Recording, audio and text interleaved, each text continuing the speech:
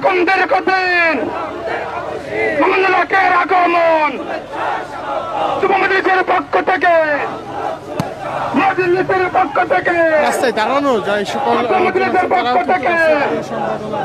জনতার পক্ষ থেকে দেশবাসীর পক্ষ থেকে আমাদের হক পাই নাই কাজ পাওয়া নাই আমাদের হকের কিছু হলে